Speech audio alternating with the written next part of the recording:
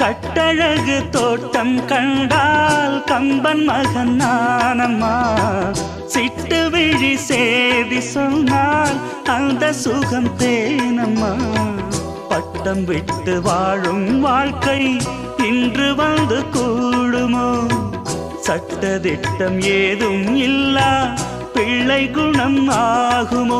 ஊர்கோலம் போகும் கார்கால மேகம் பூக்கோலம் நாளும் தான்.